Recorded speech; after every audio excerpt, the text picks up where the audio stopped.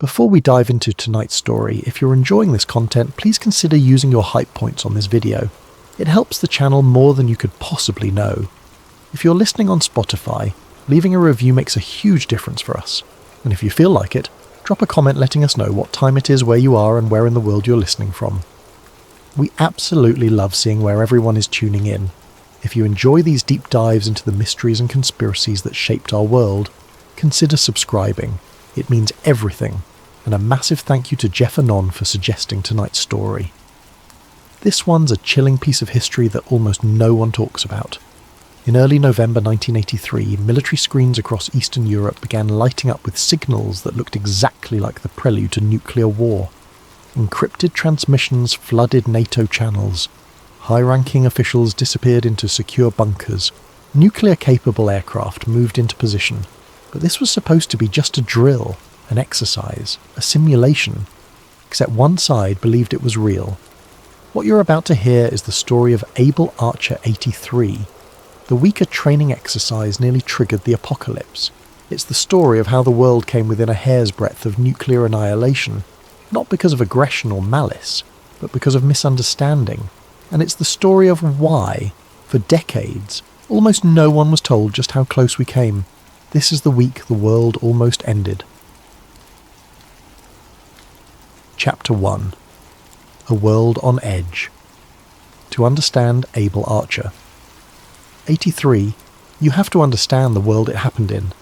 1983 was not a good year to be alive on planet Earth. The Cold War, that decades-long standoff between the United States and the Soviet Union, had entered one of its most dangerous phases. The brief thaw of détente in the 70s had frozen over. Trust between East and West had evaporated. In its place was something far more volatile: paranoia. Ronald Reagan had been in the White House for nearly 3 years, and his approach to the Soviets was aggressive in ways the previous administration had never been. He called the Soviet Union an evil empire in public speeches. He authorized the largest peacetime military build-up in American history. He talked openly about winning a nuclear war, about Star Wars missile defense systems, about confronting communism wherever it existed. To Americans tired of feeling weak after Vietnam and the hostage crisis in Iran, Reagan's rhetoric was invigorating. To the Soviets, it sounded like the warmongering of a man preparing for war. On the other side of the Iron Curtain, Yuri Andropov had recently taken control of the Soviet Union. Andropov was not well. The former head of the KGB was suffering from kidney failure, spending more time in hospitals than in the Kremlin. But illness had not softened him. If anything, it had. Made him more suspicious, more convinced that the West was planning something catastrophic. Andropov had spent his career in intelligence. He knew how to read signals. He knew how to spot patterns. And in 1983, every signal he saw pointed to war. Earlier that year, on September 1st, Soviet fighters had shot down Korean Airlines Flight 007, a civilian Boeing 747 carrying 269 people. The plane had drifted into Soviet airspace, and in the climate of suspicion that dominated Moscow, military commanders made a decision. They fired. Everyone on board died, including a sitting United States congressman. The international outrage was immediate and fierce. Reagan called it an act of barbarism. The Soviets, rather than apologizing, doubled down. They claimed the plane was on a spy mission, that it was deliberately probing their defenses. Conspiracy theories erupted on both sides. Was it really an accident? Was it a setup? Did the Americans send that plane into Soviet airspace on purpose to provoke a response? Did the Soviets shoot it down knowing it was civilian just to send a message? The truth most likely was simpler and sadder than either conspiracy. It was a tragic mistake born of fear. But in the autumn of 1983, no one was in the mood for simple explanations. The world was on edge. The superpowers were glaring at each other across a line that had been drawn in blood and concrete. And into this atmosphere of mistrust and tension, NATO introduced an exercise called Able Archer 83. But to truly understand the paranoia of 1983, you need to understand what daily life felt like in that moment. In American living rooms, television shows were interrupted with updates about Soviet troop movements in Afghanistan. In European capitals, peace protesters filled the streets. opposing the deployment of American Pershing II missiles on their soil. These weren't symbolic weapons. They were intermediate-range nuclear missiles that could strike Moscow in less than 10 minutes from launch. The Soviets had their own equivalent systems pointed west, SS-20s that could turn London, Paris or Bonn into ash before anyone had time to evacuate. The nuclear arsenals of both superpowers had reached obscene levels. The United States possessed more than 10,000 strategic nuclear warheads. The Soviet Union had roughly the same, but it wasn't just about quantity. It was about hair trigger alert status. Submarines lurked beneath the Arctic ice, their missile tubes loaded and ready. Bomber crews lived on bases with their aircraft fueled and armed, prepared to launch within 15 minutes of receiving orders. Missile silos across the Great Plains and the Siberian steppes were manned around the clock, their crews running through launch checklists during endless shifts, trained to turn two keys simultaneously the moment the order came. This was the doctrine of launch on warning. Both sides had adopted it because both sides feared a decapitation strike, a surprise attack designed to destroy leadership and command centres before they could retaliate. If you waited until you confirmed that enemy missiles were actually incoming, it might be too late. Your communications might be cut. Your commanders might be dead. Your missiles might be destroyed in their silos. So the policy became, if you see something that looks like an attack, launch everything immediately. Don't wait for confirmation. Don't hesitate. Just fire. Mad, mutually assured destruction only works if the other side knows you'll retaliate, and you can't retaliate if you're already dead. This created a system where false alarms became existentially dangerous. In 1983 alone, there had been multiple incidents where early warning systems malfunctioned. Radar operators saw phantom bomber formations that turned out to be flocks of geese, satellite sensors registered missile launches that were actually sunlight reflecting off clouds. Computer errors generated attack warnings that required human operators to make split-second decisions. Is this real, or is this a glitch? Every time, someone chose correctly. Every time, disaster was averted. But every time, the margin of error got smaller. And then there were the war games. Both sides played them constantly. Psychological operations designed to probe the other's reactions, to test response times, to gather intelligence on procedures. Soviet bombers would fly toward NATO airspace, forcing Western fighters to scramble, testing how quickly they could get airborne. American submarines would shadow Soviet ballistic missile subs, seeing how close they could get before being detected. It was a constant game of chicken played with nuclear weapons. The problem was that all these provocations, all these tests, all these exercises created a baseline of tension so high that distinguishing between routine provocation and actual attack preparation became nearly impossible. The Soviets were used to NATO running exercises. NATO was used to Soviet aggressive maneuvers. It was background noise in a world where everyone was always on edge. But Able Archer wasn't going to be background noise. Able Archer was going to be different in ways that nobody fully understood yet. And those differences, those small changes in procedure and participation, were going to bring the world closer to annihilation than any deliberate act of aggression ever had. Chapter 2. What Able Archer was supposed to be NATO, the North Atlantic Treaty Organisation, held military exercises constantly. It was part of maintaining readiness. In the event of a Soviet invasion of Western Europe, NATO needed to know that its member nations could work together, that communication systems functioned, that chains of command held. Exercises were routine, they were scheduled, they were predictable. Able Archer was supposed to be one of those exercises. It was a command post exercise, sometimes called a CPX. That meant it wasn't about moving tanks or flying combat missions. There would be no troops in the field, no shots fired, not even blanks. Instead, Able Archer was a simulation conducted from headquarters and bunkers, a test of whether NATO's leadership could coordinate a response to Soviet aggression. It was a tabletop exercise on a massive scale. The scenario was straightforward, at least on paper. NATO commanders would simulate a period of rising tensions with the Warsaw Pact. They would practice issuing orders, moving imaginary units, coordinating between nations, and crucially, They would simulate the procedures for escalating to nuclear release, the process by which NATO's nuclear arsenal would be authorised and deployed. Previous Able Archer exercises had been held before. They happened annually. Everyone knew the rhythm. NATO would run the drill, the Soviets would watch with mild interest, and everything would go back to normal. It was theatre. Everyone understood it was theatre. But Able Archer 83 was different. The exercise was scheduled to run from November 2nd to November 11th, 1983. From the outset, NATO planners decided to make this iteration more realistic than any before. They wanted to test their systems under conditions that mimicked actual war as closely as possible.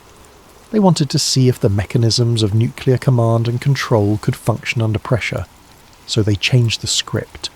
They introduced radio silence periods, simulating communications blackouts that would occur during war. They used new, encrypted communication systems that Soviet signals intelligence had never seen before. They moved the exercise through DEFCON levels in a way that mirrored how a real conflict might escalate.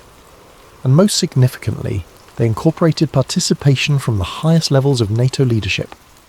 Previous Able Archer drills had been run by mid-level officers. This one would involve officials at the level who would actually authorise nuclear strikes. The exercise would simulate the release of nuclear weapons with a degree of verisimilitude that had never been attempted before. To NATO, this made perfect sense. If you're going to test a system, test it realistically. If you're going to practice for the apocalypse, practice seriously. But here's the problem. From the outside, how would anyone know this was fake? Chapter 3. When the drill changed. Able Archer. 83 began on November the 2nd with what NATO considered standard procedures. Commands were issued. Units, fictional units, began moving through the simulation. Headquarters staff settled into the rhythm of the exercise. But within the first 48 hours, something unusual happened. Soviet intelligence officers monitoring NATO communications noticed the changes immediately. The radio traffic was different. Frequencies that had been quiet were suddenly active. Encryption patterns had shifted. NATO forces were using communication protocols that Soviet analysts had never intercepted before. Then came the movement of personnel. Senior NATO officials began leaving their normal posts and heading to secure locations. In previous exercises, this hadn't happened. Colonels and generals ran the drills.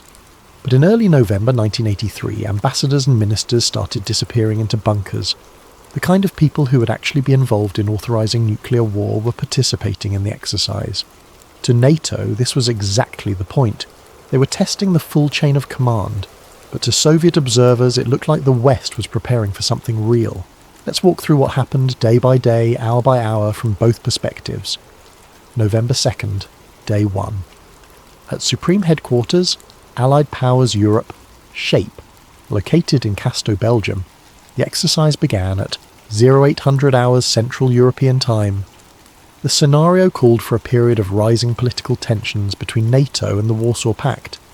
Simulated intelligence reports indicated Soviet troop build-ups along the East German border. Fictional diplomatic protests were drafted.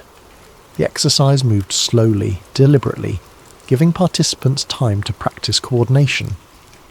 In Moscow, intelligence analysts at the GRU, Soviet military intelligence, began receiving reports from their agents in Western Europe. NATO communication patterns had changed. The volume of encrypted traffic had increased significantly. Routine messages that usually went over standard channels were now being sent through secure networks. The GRU flagged this as unusual but not yet alarming. They'd seen exercises before. They noted it in their daily reports and continued monitoring. November 3rd, Day 2. The exercise scenario escalated. The fictional Soviet invasion of fictional Western Europe began in the simulation. NATO commanders practiced issuing defensive orders. Imaginary units moved to imaginary positions. But the communications about these movements were real. The radio traffic was authentic. The encryption was genuine military-grade cryptography, and the movements weren't entirely imaginary. As part of the exercise realism, certain NATO aircraft were actually relocated. Not fighters or bombers carrying live weapons, but reconnaissance aircraft and command and control planes that would be used in an actual war. They moved to dispersal airfields, spreading out to avoid being caught bunched together if an enemy strike occurred. This was standard procedure for a realistic exercise, but to Soviet radar operators tracking these movements, the dispersal looked exactly like what NATO would do if they were actually preparing for war. In East Germany, Soviet commanders began asking questions. Their intelligence officers couldn't explain why this exercise felt different. The previous, year's Able Archer had been straightforward. This one had new elements they hadn't briefed on. Orders came down from Moscow.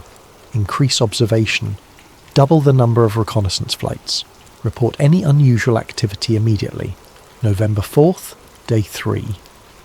This was when Able Archer introduced one of its most provocative new elements, radio silence. For 6 hours, NATO went almost completely dark. Routine communication frequencies fell silent. The normal chatter of military coordination vanished.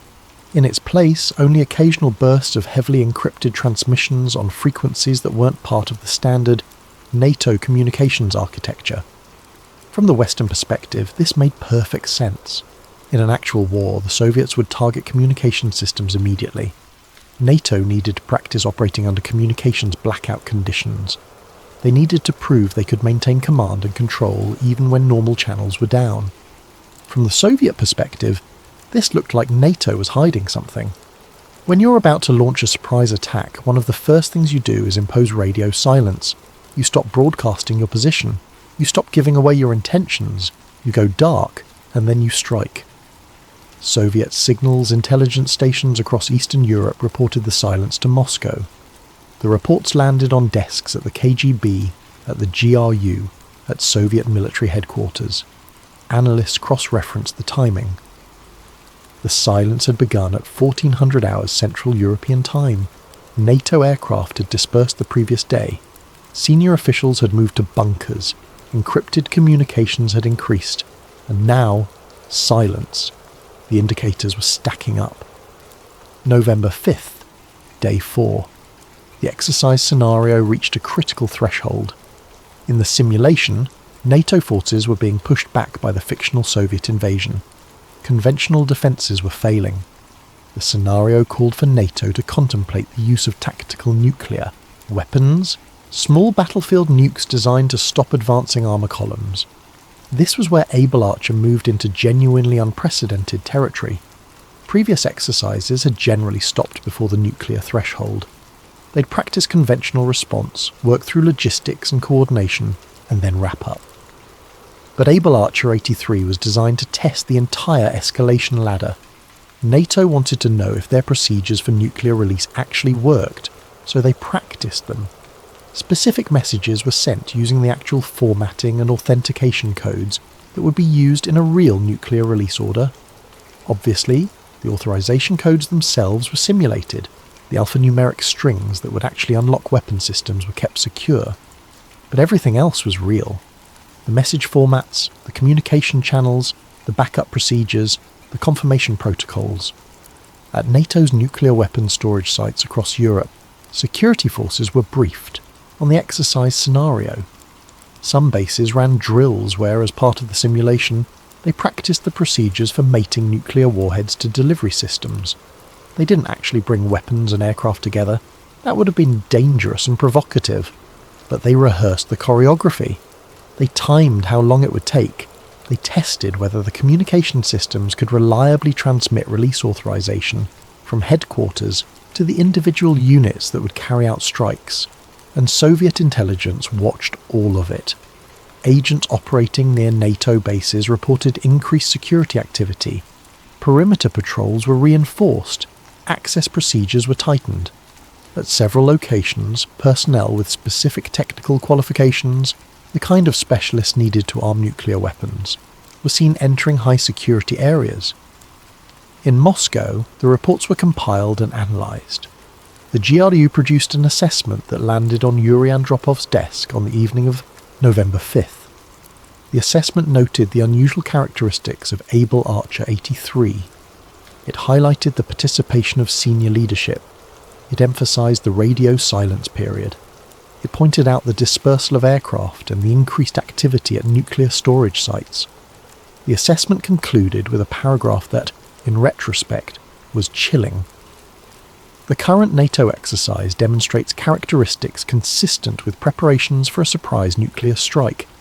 While we cannot rule out that this is indeed a training exercise, the operational security measures and communication protocols observed exceed those of previous drills, recommend elevated readiness posture of Soviet forces pending clarification of NATO intentions, and drop-off, already predisposed to believe that the Americans were planning something, authorized the recommendation.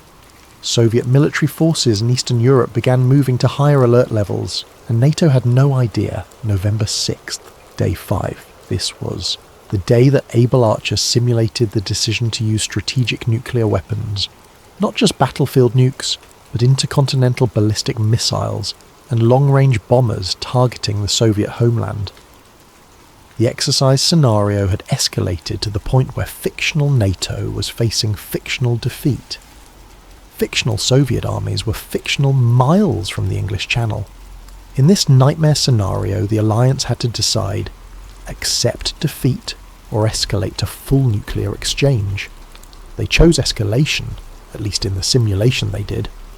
The exercise controllers issued orders simulating the release of strategic nuclear forces. Messages went out to bomber bases. Simulated targeting packages were transmitted to missile commands.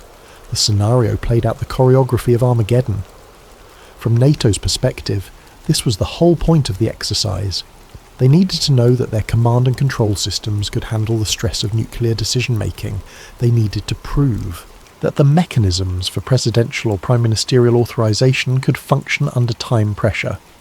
They needed to test whether the multilateral complexity of a nuclear alliance, where multiple nations with different languages and procedures had to coordinate the end of the world, could actually work. From the Soviet perspective, this looked like NATO was practicing a first strike. Because here's the thing about nuclear strategy. There's no practical difference between practicing for a retaliatory second strike and practicing for an aggressive first strike. The procedures are the same, the communications are the same, the weapons are the same. If you're watching from the outside, you can't tell whether someone is rehearsing defense or rehearsing offense. And the Soviets, watching Able Archer unfold with increasing alarm, were starting to believe this wasn't defense. In the underground command centers beneath Moscow, military planners began running their own calculations. If NATO was indeed preparing to strike, what would Soviet response look like? How much warning would they have? How quickly could they get their own missiles and bombers launched? The answer to that last question was very quickly. Soviet doctrine emphasized rapid response. Their ICBMs were kept at high readiness. Their strategic bomber force practiced immediate launch procedures. If the order came down, they could begin launching within minutes. The machinery of response was being prepared. Systems were being checked. Crews were being briefed. Not because anyone had decided to start a war, but because following doctrine in the face of apparent threat required preparation. And preparation, when dealing with nuclear weapons, looks an awful lot like the beginning of the end of the world. Able Archer introduced simulated alert levels that mirrored actual NATO procedures for nuclear escalation. The exercise began at a low level of tension and gradually increased. Day by day, the simulated threat level rose. Imaginary Soviet forces invaded imaginary Western Europe. NATO's response escalated accordingly. The simulation moved from conventional defense to tactical nuclear release to strategic nuclear exchange. It followed the ladder of escalation perfectly, exactly as it would in a real war. Soviet intelligence agencies intercepted communications about dispersing nuclear-capable aircraft. They tracked simulated orders for missile units to prepare for launch. They watched as NATO practiced the procedures that would, in reality, precede the end of the world. And here's where the conspiracy framing becomes essential. If you were a Soviet intelligence analyst in November 1983, how would you distinguish between a very realistic exercise and actual war preparation? The answer is, you probably couldn't. NATO had made Able Archer so realistic, so different from previous drills, that it was functionally indistinguishable from the real thing. The exercise had crossed a line. It had become too convincing, and the Soviets were watching very, very closely. Chapter 4. The Soviet Lens. To understand Soviet reaction to Able Archer, you need to understand Operation Ryan. Ryan was a Soviet intelligence program that had been running since 1981. The name was an acronym in Russian, Raketno-Yadernoye Napadenie, which translates to nuclear missile attack. Operation Ryan was designed to detect indicators that the United States was preparing to launch a surprise nuclear first strike against the Soviet Union.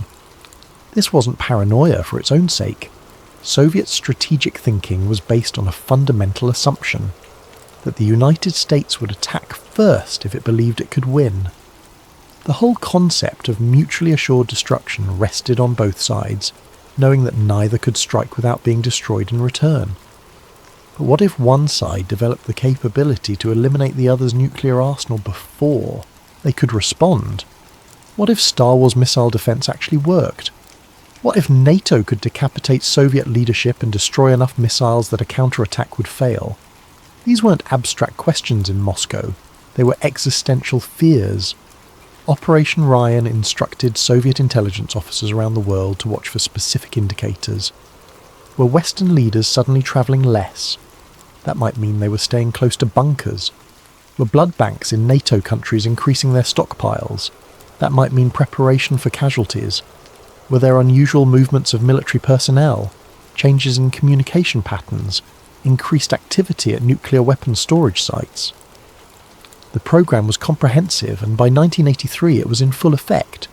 Every Soviet embassy, every intelligence station, every agent in the West had a checklist of warning signs to monitor. And then Able Archer started. Suddenly every indicator on the Operation Ryan checklist began lighting up. NATO communications shifted to encrypted channels. Senior officials moved to secure locations. Nuclear-capable aircraft went on alert, at least according to the simulated exercise. But Soviet intelligence didn't always know what was simulation and what was real. From Moscow's perspective, this looked exactly like what they'd been told to watch for. This looked like the Americans were preparing to strike. Yuri Andropov was briefed on the developments. The dying leader of the Soviet Union, already deeply suspicious of Western intentions, received reports that NATO was rehearsing nuclear war with unprecedented realism. His intelligence chiefs told him this was different from previous drills. This was something new. And Andropov made a decision. If NATO was preparing for war, the Soviet Union needed to be ready to respond. Chapter 5. The alarms no one heard. What happened next is still partially classified, but enough has been declassified to reconstruct the basic outline, and it's terrifying. Soviet military forces in East Germany and Poland began moving to higher alert levels. This wasn't part of any exercise. This was real. Nuclear-capable aircraft, actual bombers carrying actual weapons, were placed on high readiness. Some reports suggest that pilots were briefed for immediate launch missions. Missile units received preparatory orders. The Soviet Union began responding to Able Archer as if it were the opening move of World War III. And NATO had no idea. Let's be specific about what higher alert levels actually means in this context, because the clinical language hides the reality of what was happening. At Fino Air Base in East Germany, crews of Soviet Yak-28 Brewer bombers were ordered to their aircraft on the morning of November the 7th. These weren't conventional bombers. They were nuclear strike aircraft, each capable of carrying a single tactical nuclear bomb. Under normal circumstances, even during exercises, these planes would sit on the flight line with their weapons stored separately in secure bunkers.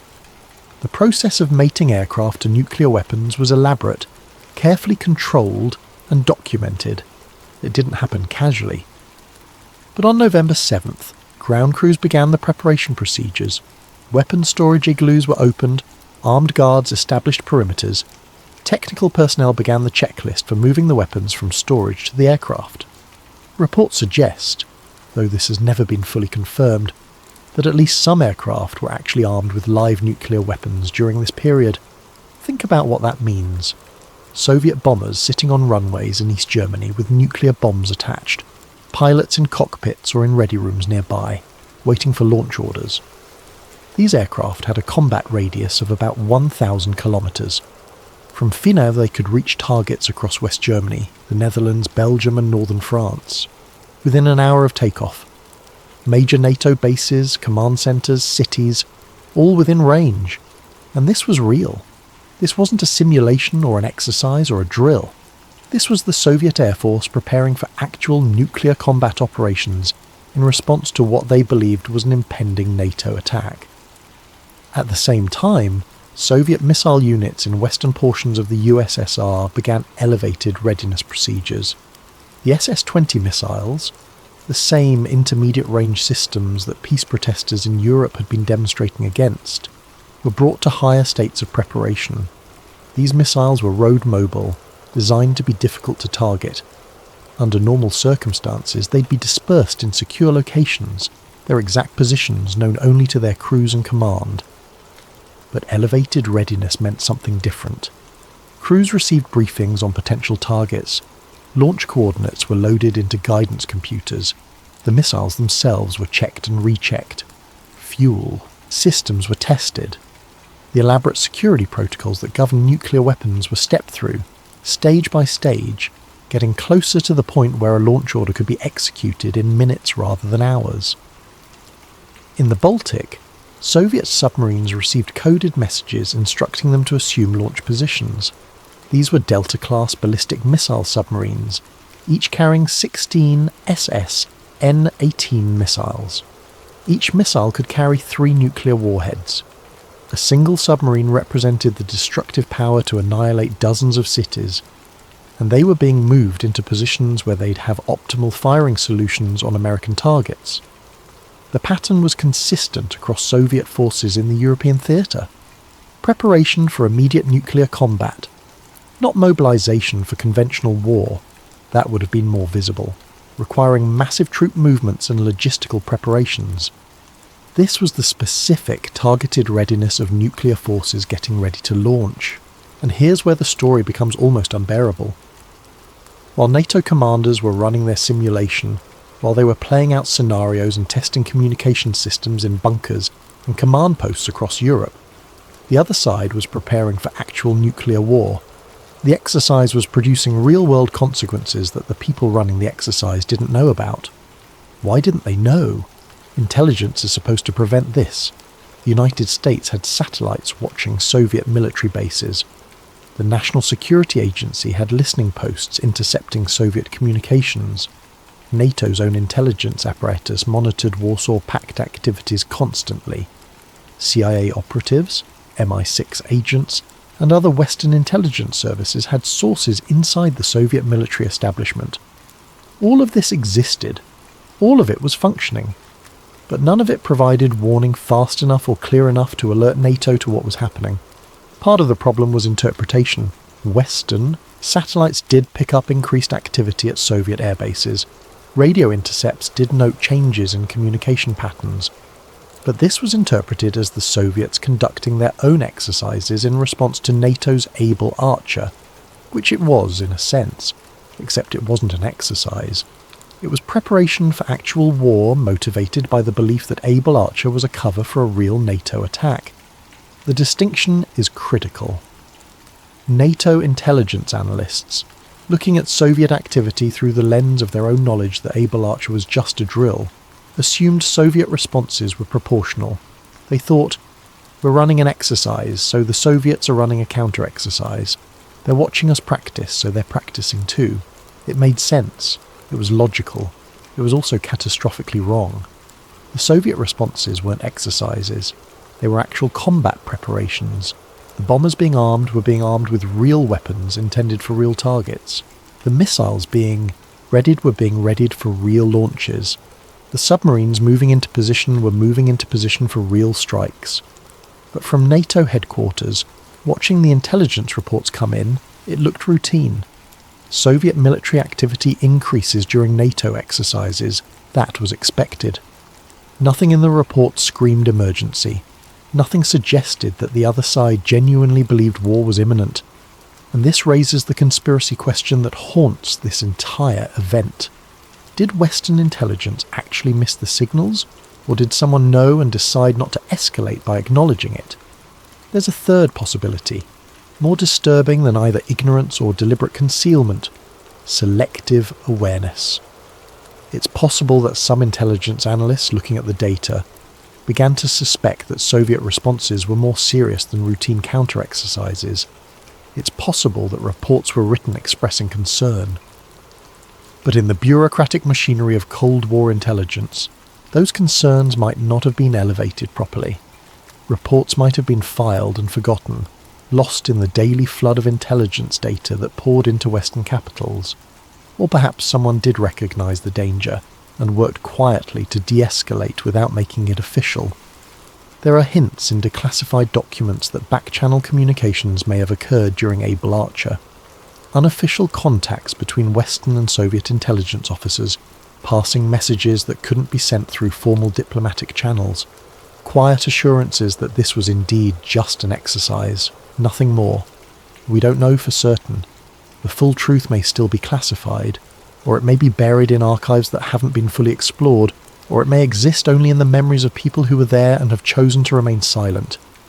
What we do know is that nuclear armed forces on both sides were at heightened alert, and the public was going about their lives completely unaware. In London, people were shopping for Christmas gifts. The holiday season was approaching. In New York, the stock market was trading normally. In Moscow, citizens were queuing for bread and trying to stay warm as winter settled in.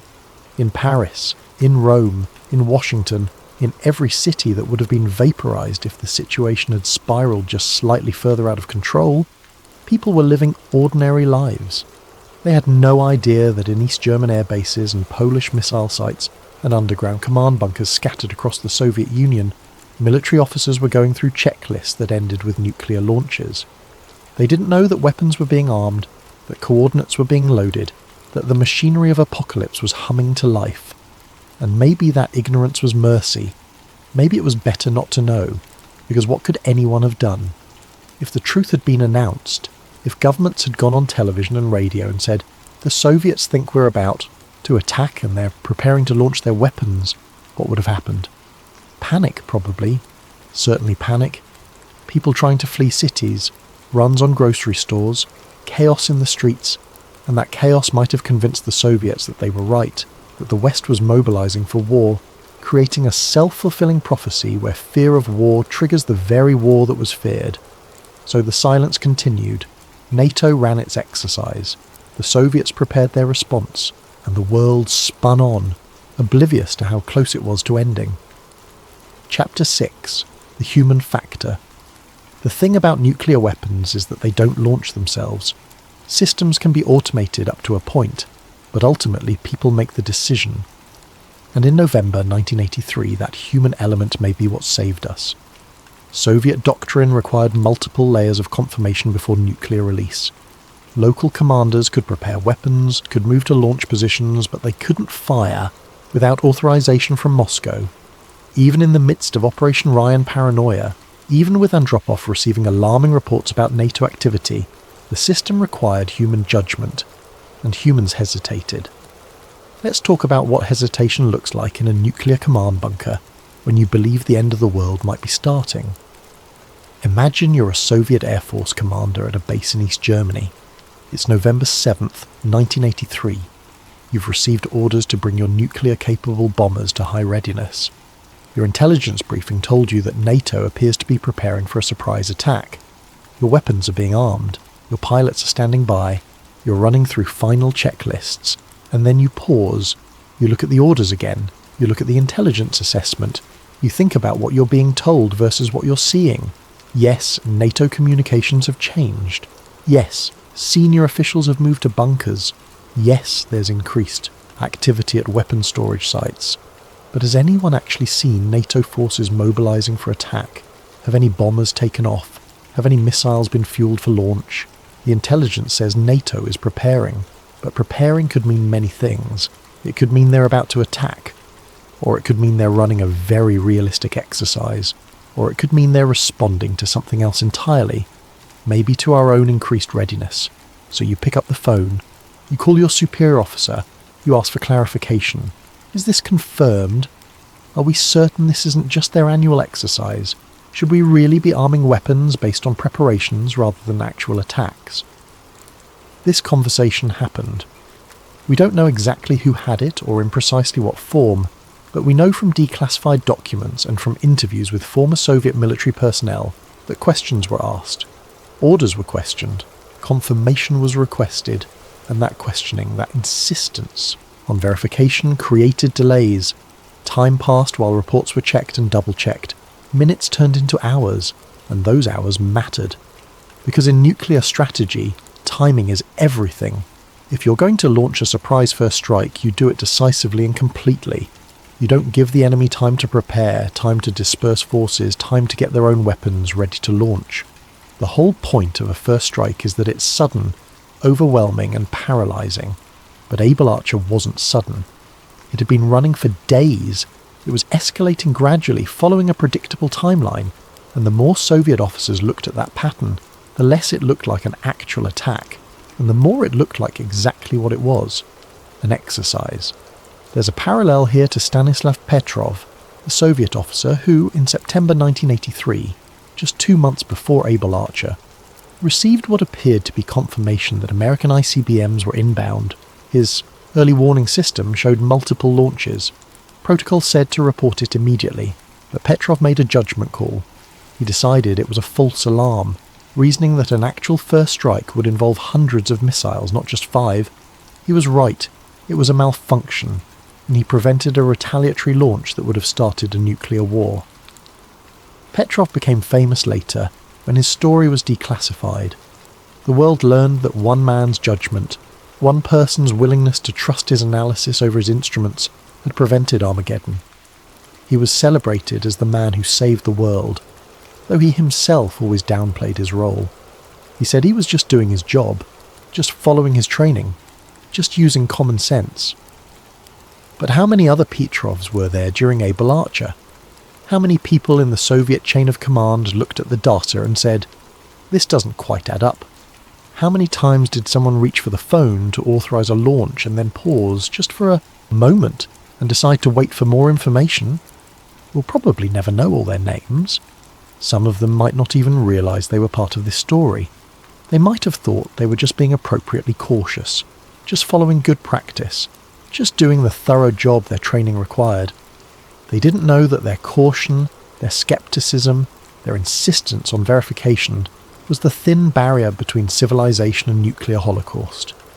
Consider the perspective of an intelligence analyst in Moscow reading reports from the field. You've been told for months that the Americans might launch a surprise attack. You've been watching for indicators, and now, during Able Archer, many of those indicators are present. Your job is to assess the data and provide recommendations to military leadership. But you're also aware that intelligence can be wrong. You've seen exercises before. You know that NATO runs drills. You understand that increased activity during an exercise is normal, so you sit at your desk looking at the reports and you have to make a call. Is this the real thing? Or is this what a realistic exercise looks like? If you say it's real and you're wrong, you'll look foolish. You'll have panicked over nothing. Your career might suffer, but the world will continue. If you say it's an exercise and you're wrong, millions of people will die, and your country will be destroyed, including you, including everyone you know, including every city you've ever visited, and every person you've ever met. That's the decision, and it's not hypothetical. It's real. It's happening right now, in this moment, with actual weapons being armed, and actual bombers being fueled, and actual missile crews running through actual checklists. What do you do? The answer, thankfully, is that enough Soviet intelligence analysts chose caution. They wrote their assessments noting the unusual characteristics of Able Archer, yes. They recommended increased readiness, yes. But they also included caveats. They acknowledged uncertainty. They admitted that the data could be interpreted multiple ways, and those caveats, those admissions of uncertainty, gave military commanders room to hesitate. It wasn't a definitive, "This is an attack, launch everything now." It was, "This looks suspicious, be prepared, but wait for confirmation." That's not as dramatic as a hero slamming his fist on a table and refusing to launch despite direct orders, but it's probably more accurate to what actually happened. The system didn't fail because someone heroically overrode it. The system worked, barely, because people used judgment instead of automatically following procedures. In the underground command bunkers beneath Moscow, where the final decisions about nuclear release would have been made, military officers were watching the situation unfold. They had the reports from the field. They knew about NATO's exercise, they knew about their own forces' elevated readiness. They understood that the machinery was in motion, that weapons were being armed, that crews were standing by. And they waited. They didn't wait because they were cowards or because they were indecisive. They waited because they were doing exactly what their training told them to do. Verify before acting. Don't launch on ambiguous information. Don't start a nuclear war unless you're certain. That certainty never came. The data stayed ambiguous. NATO continued its exercise, but no actual attack materialized. The bombers that Soviet intelligence had worried about never took off on strike missions. The missiles that might have been fueled for launch never launched. The warning time that should have been shrinking, the minutes between detecting an attack and having to respond, never collapsed to zero. So the officers in Moscow waited and waited. And as hours passed without any actual attack occurring, the interpretation of the intelligence began to shift. Maybe this really was just an exercise after all. Maybe NATO was just testing their systems in an unusually realistic way. Maybe the Americans weren't preparing to attack. The elevated readiness continued. You don't stand down immediately when you're dealing with nuclear weapons. But the urgency decreased. The sense of imminent danger receded. Preparations continued, but they continued as contingency rather than immediate response. And on November 11th, when Able Archer concluded, when NATO forces stood down and returned to normal status, when the exercise ended without any missiles flying or bombs dropping, Soviet military leadership could finally conclude with confidence. It had been a drill. Just a drill. A provocative, realistic, deeply unsettling drill, but not an actual attack. Orders went out to Soviet forces to return to normal readiness levels. Bombers were de-armed. Missiles stood down.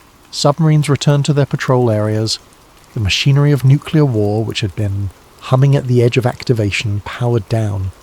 And the people who had made the decisions to wait, to verify, to hesitate, they went back to their normal duties. They filed their reports. They conducted their debriefs. They moved on to the next crisis, the next intelligence assessment, the next decision. They didn't know they had saved the world. From their perspective, they had just done their jobs correctly. They had assessed ambiguous intelligence with appropriate caution. They had recommended prudent preparedness without overreacting. They had followed doctrine and maintained discipline. But that's exactly what saved us. Not heroism, not dramatic last-minute interventions, just professionals doing professional work with appropriate skepticism and thoroughness. We like to think that systems keep us safe. We build elaborate command structures and fail-safes and protocols precisely because we don't trust individual judgment. But in November 1983, the systems nearly failed. The systems saw indicators of war and processed them according to programming. The systems said, prepare to launch. It was people, imperfect, uncertain, frightened people, who stopped it. And the most terrifying thing about this entire story is that we don't actually know how close we came. Were we minutes from launch? Hours? Days?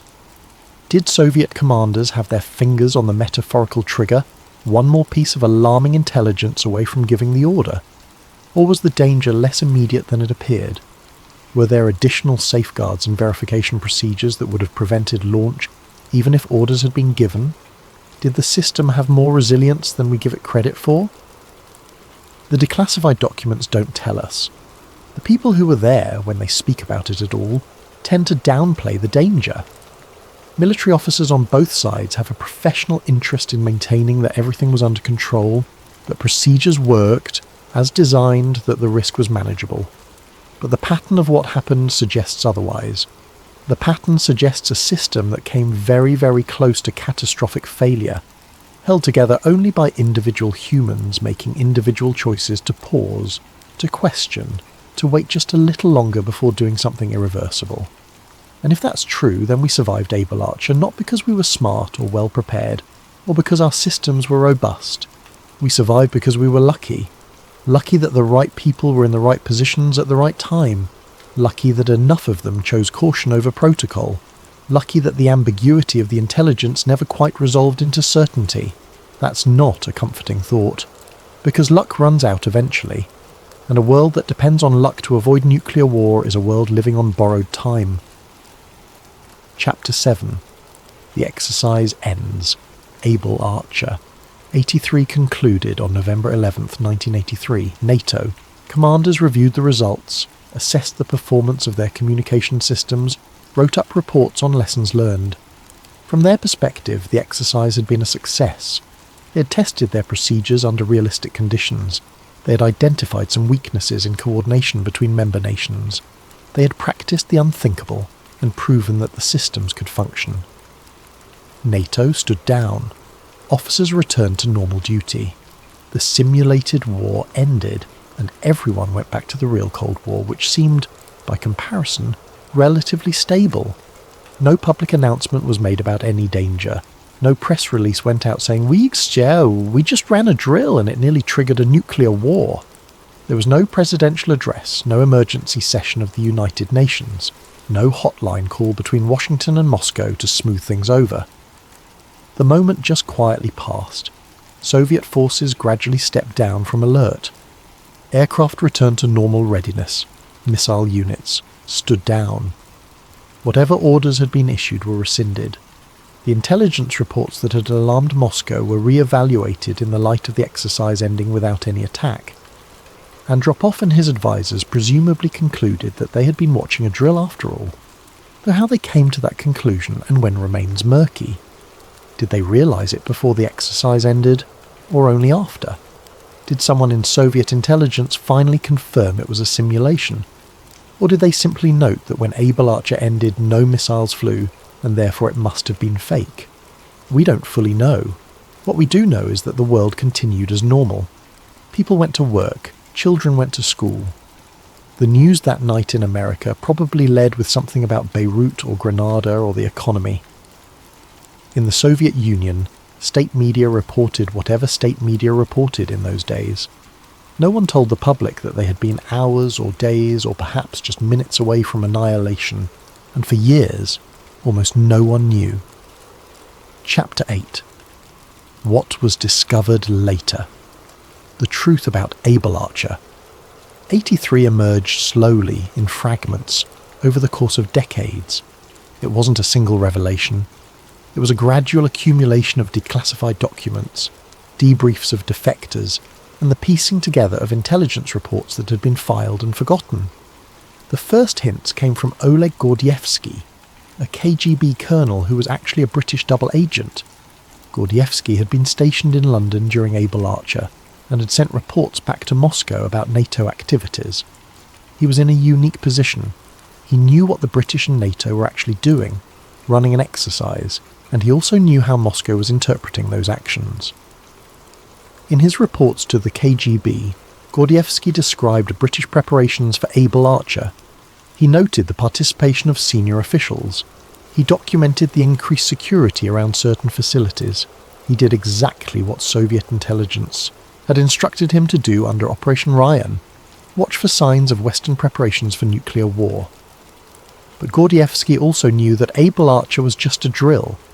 He had access to British intelligence briefings.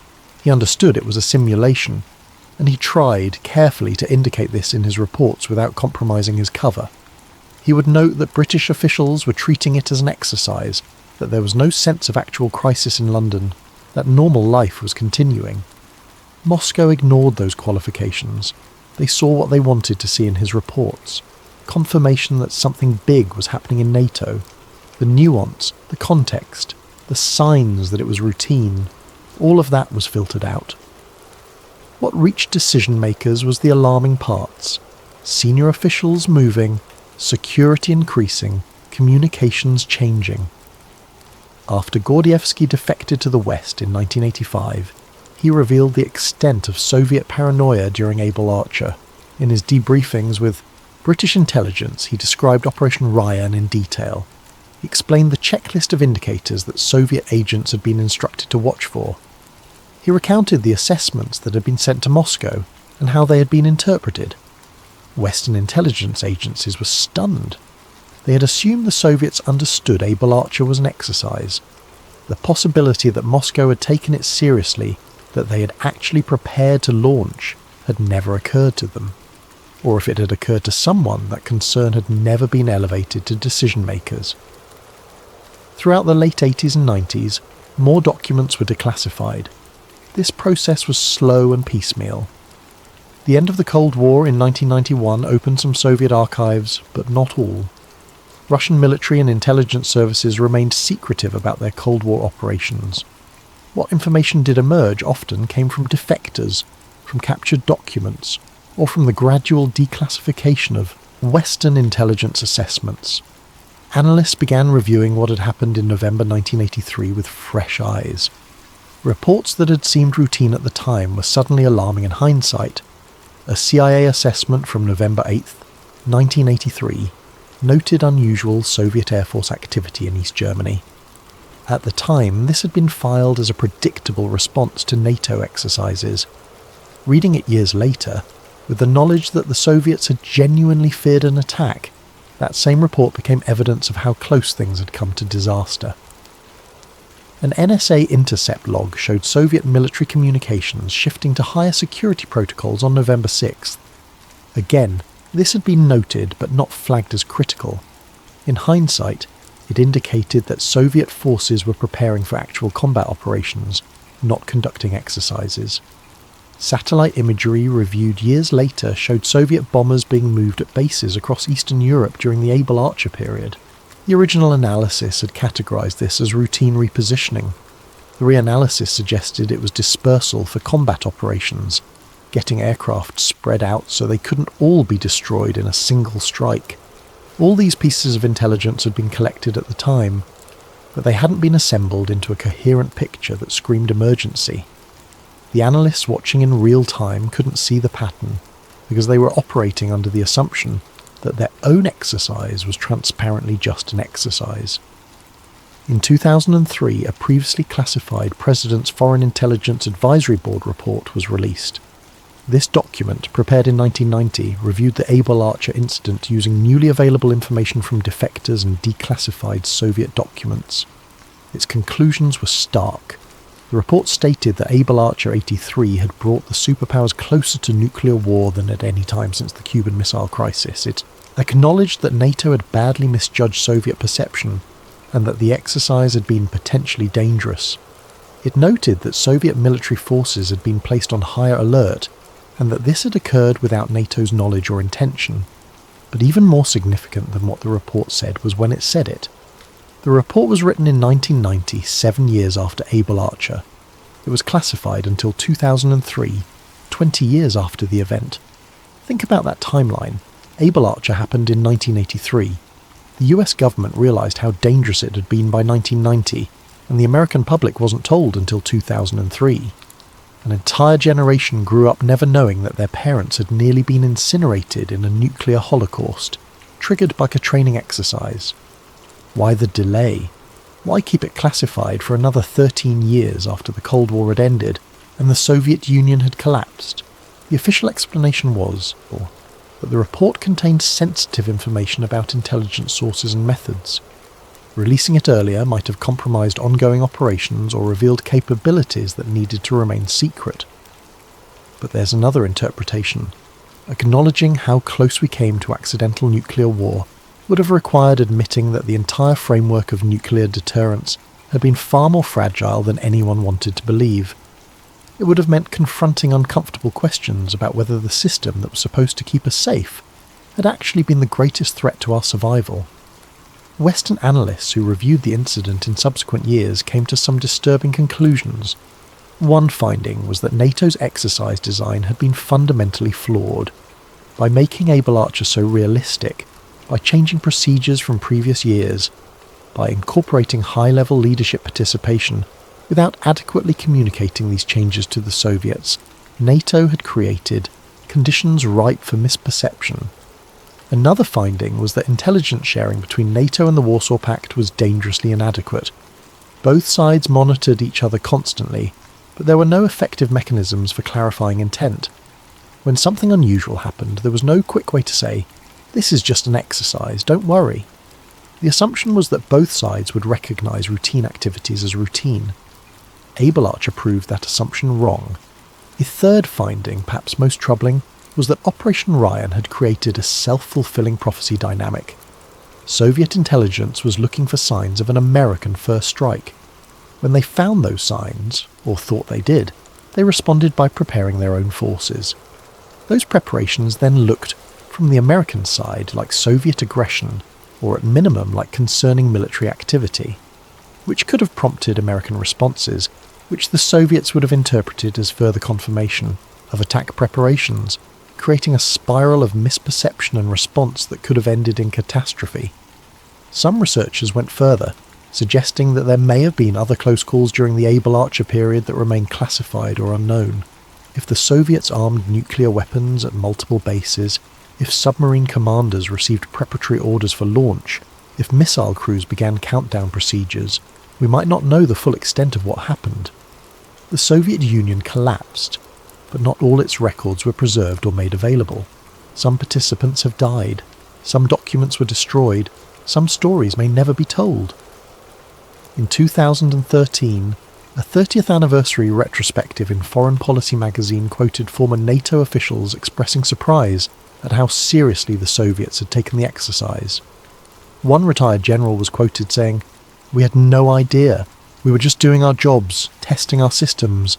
If someone had told us the Russians thought we were actually preparing to attack, we would have stopped immediately." That quote is revealing. It suggests that right up through 2013, 30 years after the event, some of the people who had participated in Able Archer still didn't fully grasp the danger. Or perhaps they did grasp it, but couldn't quite accept it. Because accepting it meant accepting that they had nearly triggered Armageddon through ignorance rather than malice, through lack of imagination rather than aggression.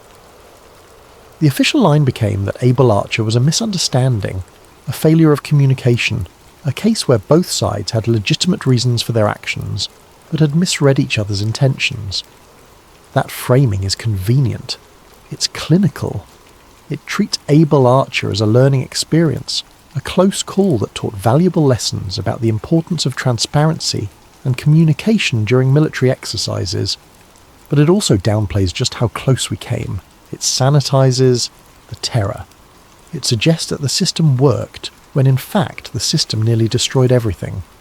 It implies that cooler heads prevailed, when what actually happened was that confused people in impossible situations made marginally correct choices based on incomplete information and tremendous uncertainty.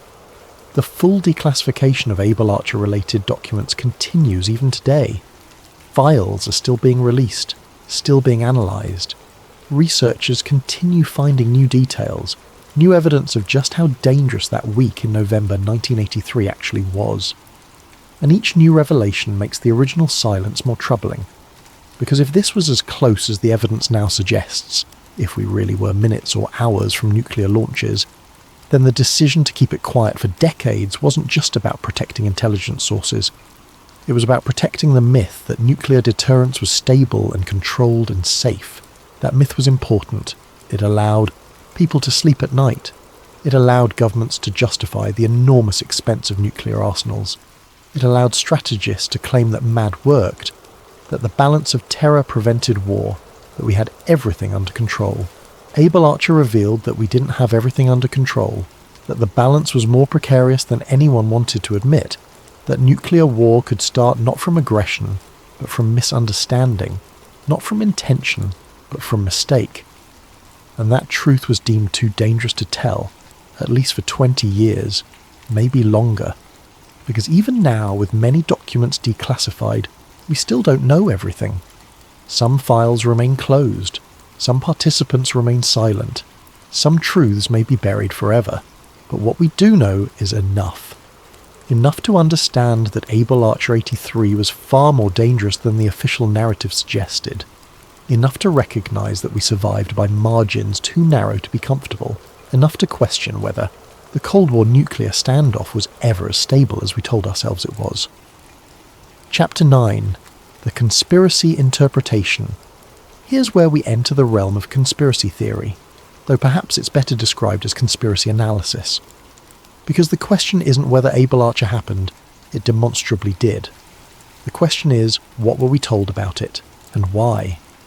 Conspiracy theorists argue that governments on both sides downplayed the risk to avoid public panic. If the truth had come out immediately, that a NATO exercise had nearly triggered Soviet nuclear launch procedures, the public would have demanded answers. They would have asked how leaders could be so reckless. They would have questioned the entire framework of nuclear deterrence. Deterrence only works if both sides believe the other is rational and predictable. Able Archer revealed that the system was neither. It showed that a routine military exercise could spiral into Armageddon based on misperception. It demonstrated that all the careful game theory and strategic planning could be undone by simple miscommunication. Admitting that publicly would have been catastrophic for the doctrine that kept the Cold War cold. So instead, the theory goes, both sides agreed to bury it. The Soviets didn't want to admit they'd been paranoid and nearly started a war over nothing. The Americans didn't want to admit they'd been careless and nearly triggered a Holocaust with a training drill. Neither side had anything to gain from public disclosure. The conspiracy interpretation suggests that the world survived Able Archer by accident, not by design. That the systems we trusted to keep us safe had actually brought us to the brink. That the only reason we're alive to talk about it is that a few cautious individuals in the Soviet command structure happened to hesitate at the right moment, and that's a terrifying thing to admit. Because if Able Archer almost caused nuclear war, how many other close calls have there been? How many times have we teetered on the edge without knowing?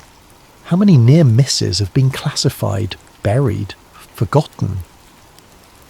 The existence of Operation Ryan itself suggests that Soviet leadership believed a surprise. American first strike was not just possible but likely. Think about what that means. It means that for years, Soviet strategy was predicated on the assumption that the United States was actively planning to annihilate them. And American strategy was based on the assumption that the Soviets thought the same thing in reverse. Two superpowers, each convinced the other was preparing to attack first, each building weapon systems designed to launch on warning, each watching the other with intelligence programs designed to spot the slightest sign of preparation. It's a miracle we survived. And the conspiracy theory says, maybe our survival wasn't because of good planning or strong leadership or effective deterrence. Maybe it was just luck. Maybe we rolled the dice 100 times, 1,000 times, and happened not to come up snake eyes until the whole game ended with the fall of the Soviet Union. That's not a comforting thought. It suggests that nuclear deterrence was always more fragile than we were told, that the Emperor had no clothes, that the experts didn't actually have everything under control, that we were all living on borrowed time and didn't know it. And if that's true, then the conspiracy wasn't a cover-up of malice. It was a cover-up of incompetence and terrifying randomness. Chapter 10. Why we never talk about it. Ask most people about near-nuclear disasters, and they'll mention the Cuban Missile Crisis. Some might know about Stanislav Petrov. A few might reference accidents like broken arrows or false alarms. But Able Archer, it's barely discussed outside of specialist circles. Why?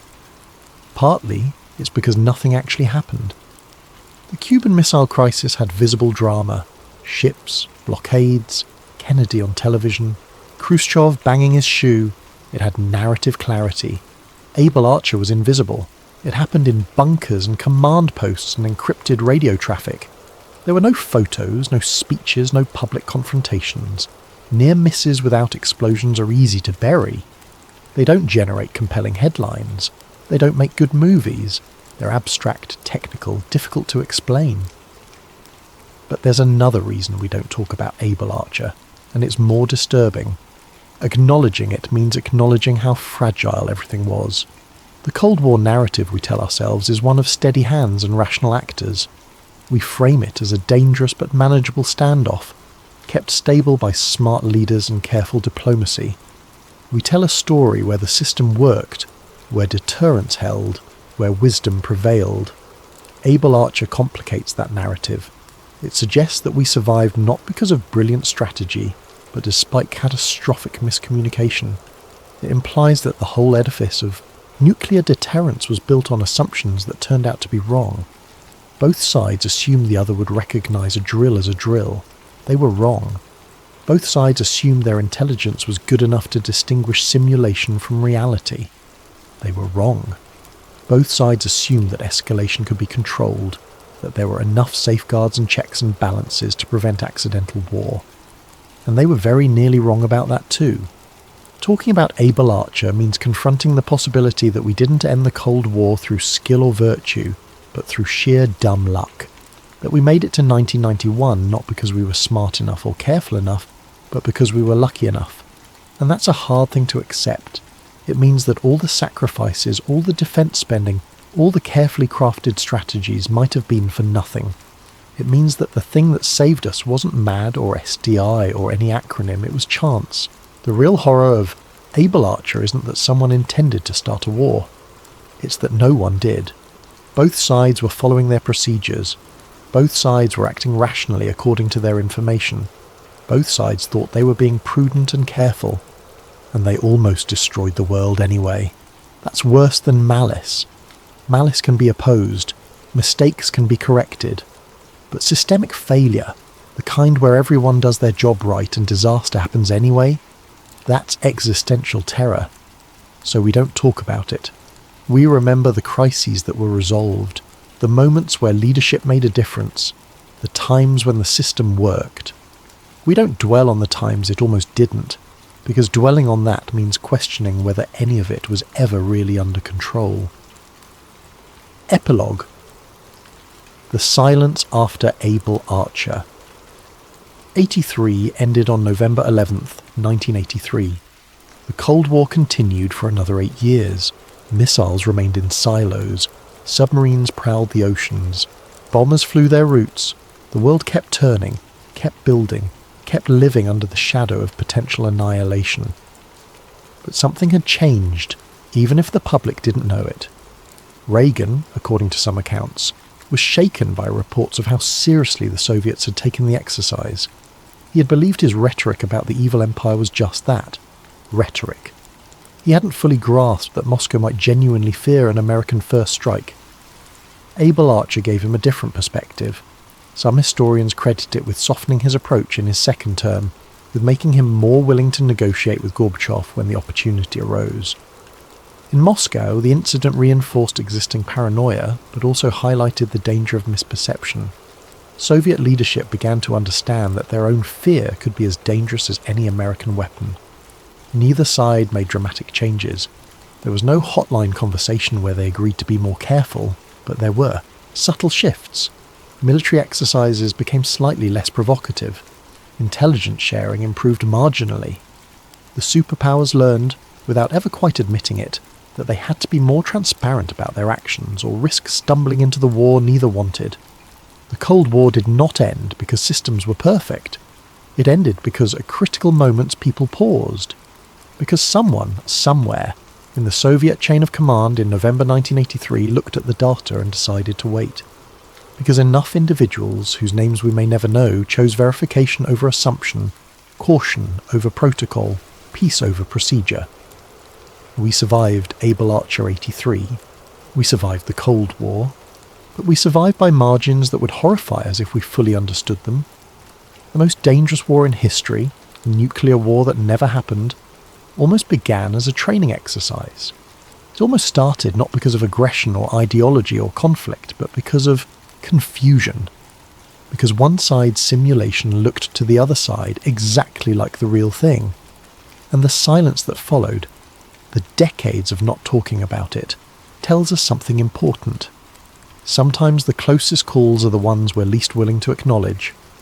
Because acknowledging them means admitting that we were never really in control, that the systems we built to keep us safe were themselves the danger, that we trusted our lives to mechanisms that could fail in ways we never imagined.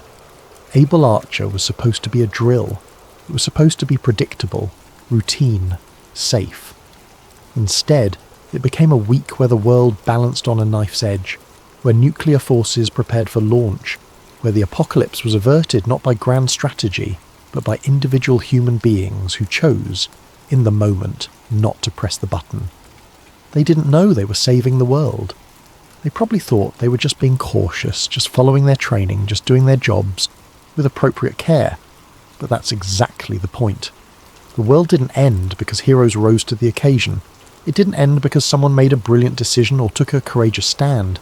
It didn't end because anonymous, ordinary people doing ordinary jobs made ordinary choices to double-check, to verify, to wait just a little longer before doing something irreversible.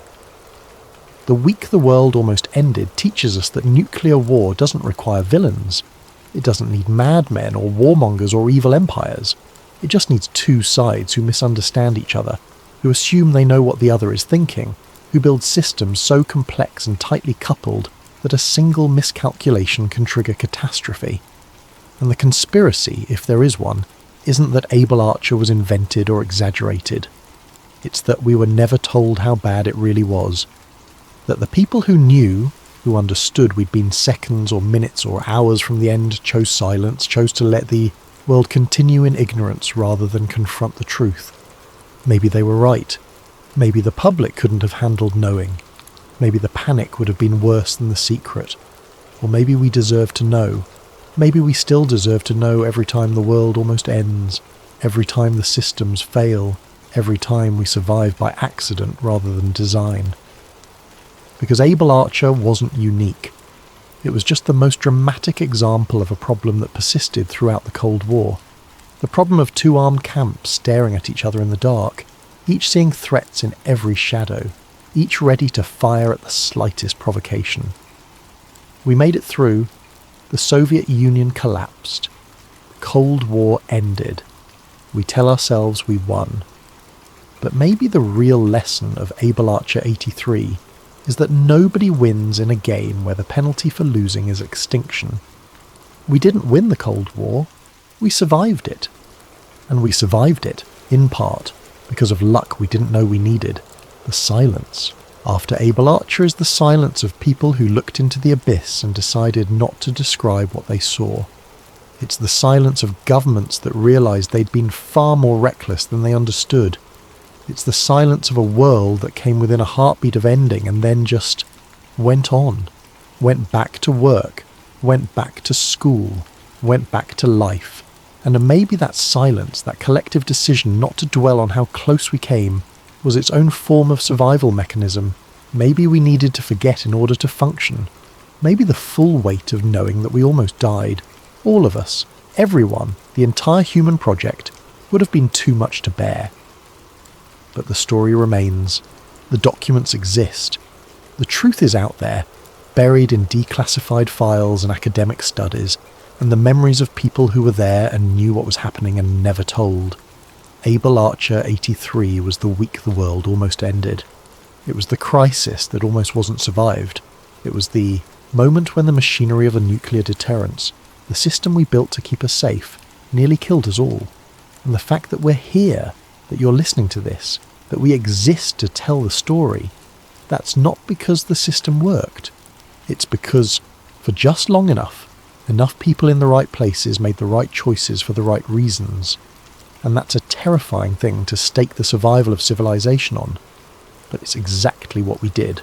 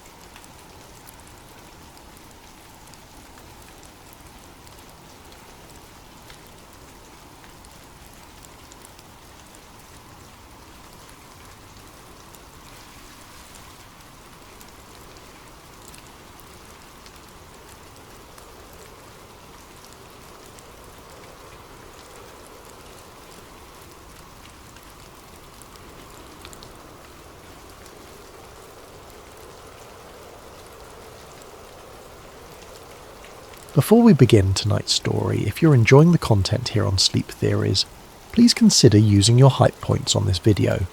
It truly helps the channel grow more than you could possibly know, and it allows us to keep bringing you these deep dives into the unexplained. Also, if you'd like, drop a comment letting us know what time it is where you are and where in the world you're listening from. We absolutely love seeing where everyone is tuning in from, but only if you want to share. Now let's get into tonight's investigation. What if the child who came home wasn't entirely the same child who disappeared? There's a photograph that haunts the internet. You've probably seen it. A small boy, dirty and exhausted, wrapped in a blanket, staring into a camera with eyes that seemed far too old for his face. The rescue photo from June 2022, taken moments after 3-year-old Riker Webb was found alive in the Montana wilderness after vanishing for 2 terrifying nights. The world celebrated a miracle. Parents everywhere felt relief wash over them.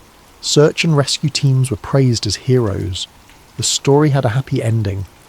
But if you look closer at that photograph, if you read between the lines of the official reports, if you listen to the whispers from Lincoln County, Montana, you'll find something else entirely.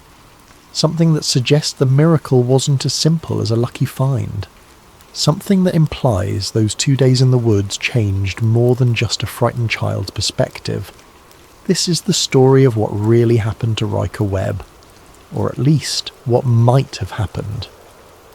Because the truth, as you'll soon discover, has been carefully managed, quietly buried, and deliberately obscured. My name is Elena Ferguson, and I'm a journalist from Spokane, Washington. I spent a year investigating this case, and what I found will make you question everything you thought you knew about missing children, wilderness survival, and the things that live in places humans rarely venture. Intro: the photo that never made sense. June 5, 2022, Montana. When Riker Webb walked out of those woods, when search teams found him inside an abandoned shed nearly 2 miles from his home, the relief was universal. News outlets ran the story with headlines like "Miracle in Montana" and "Toddler beats the odds." His parents wept with joy. The community of Troy, a tiny outpost in Lincoln County with barely 1,000 residents, exhaled collectively. But I remember seeing that photograph for the first time and feeling something other than relief. Call it journalistic instinct or maybe just human intuition. But something was wrong with the picture. Not technically wrong. The image was clear enough. The rescue workers looked appropriately concerned. The blanket wrapped around the boy was standard issue emergency gear. It was his face that bothered me. His hair looked different. Matted, yes, from 2 nights in the rain, and cold. But there was something about the way it framed his features that seemed older somehow, as if he'd aged more than 48 hours. His expression didn't match what you would expect from a 3-year-old who just endured a terrifying ordeal alone in bear country. There was no crying, no reaching for parents, no visible fear or relief. Just this calm, almost watchful stare, and his eyes. God, his eyes looked wrong. Not injured or diseased, but wrong in a way I couldn't articulate then and still struggle to explain now. They looked like they'd seen something no child should see. Something no adult should see, for that matter. I wasn't the only one who noticed. Online forums began picking apart the photograph within hours. Reddit threads spawned conspiracy theories.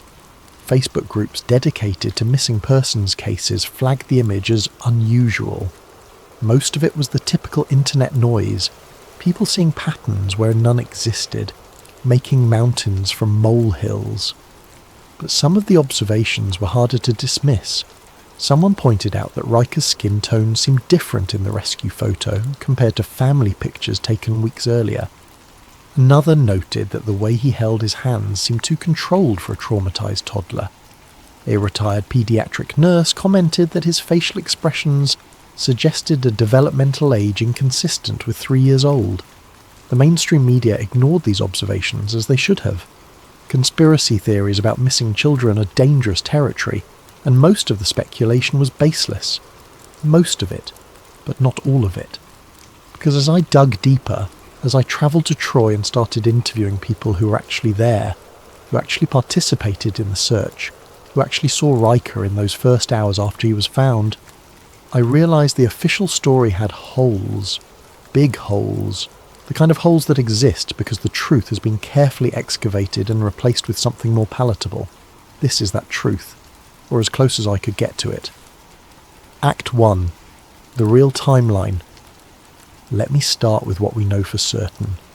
The documented facts that nobody disputes. June 3, 2022. Late afternoon, around 4 o'clock. Riker Webb disappeared from his family's yard on Deerwood Lane in Troy, Montana. He'd been playing outside while his parents worked on household projects.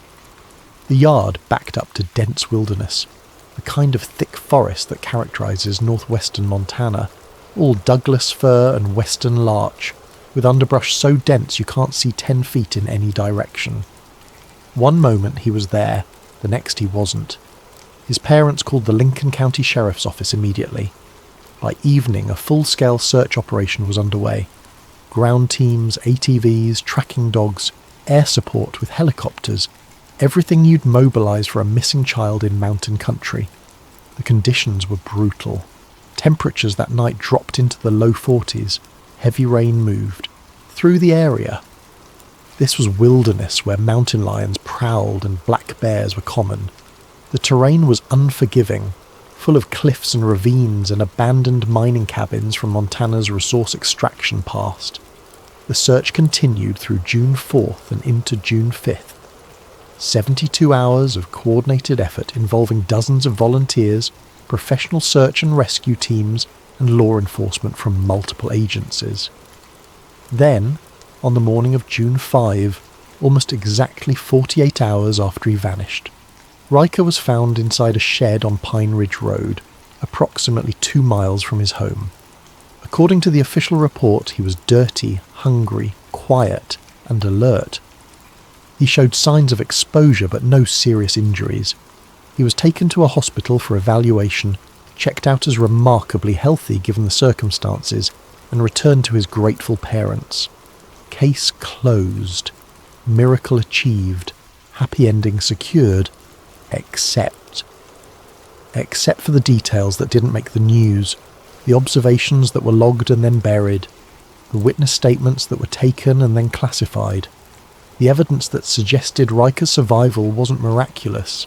It was impossible. Let me walk you through what I found. Act 2.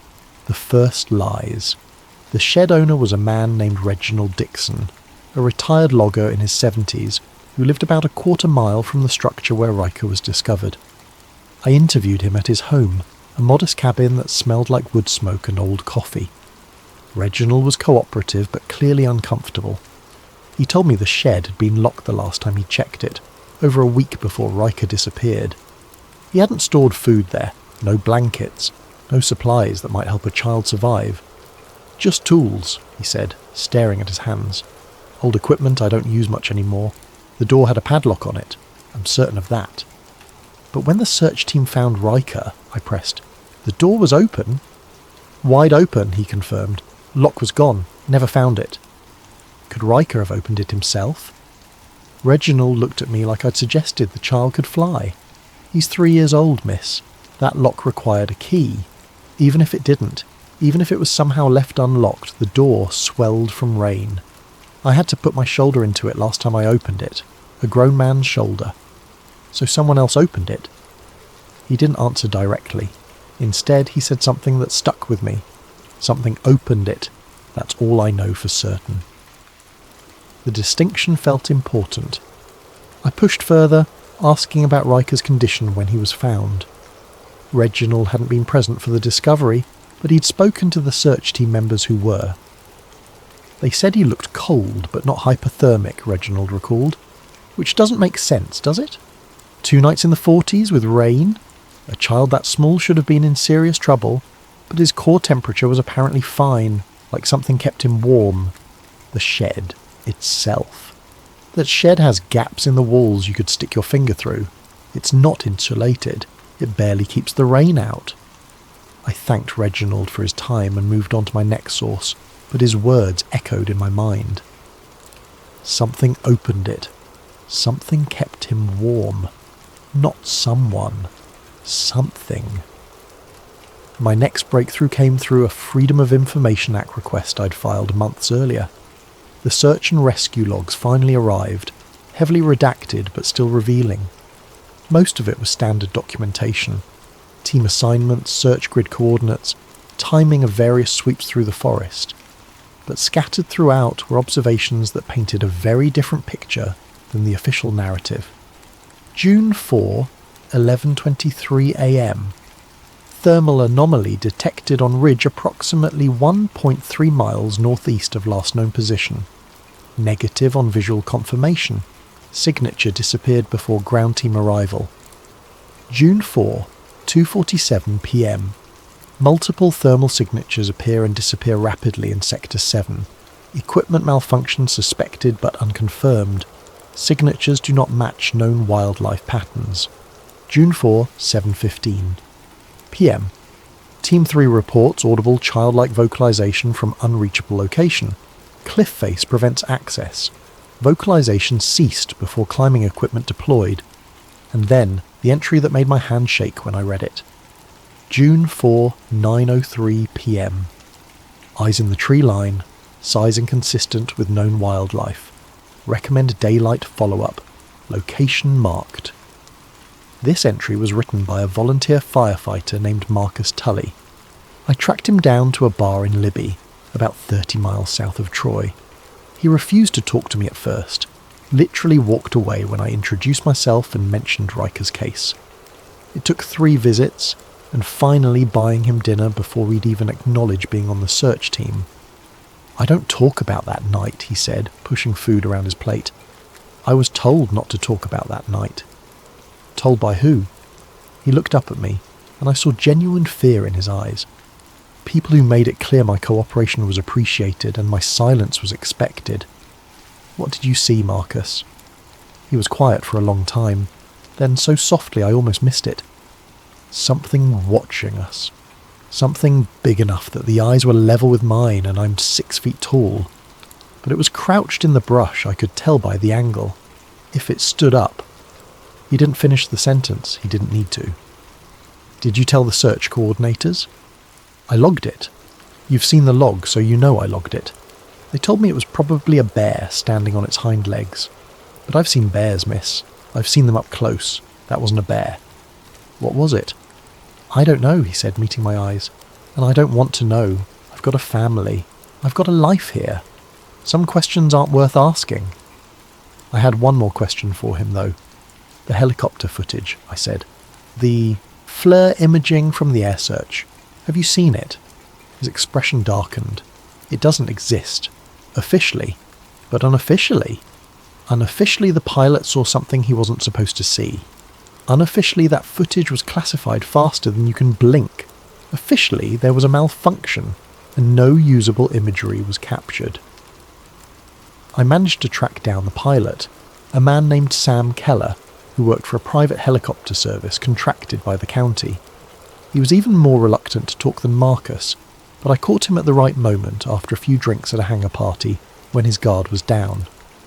"I saw something moving behind that kid," he told me, words slightly slurred.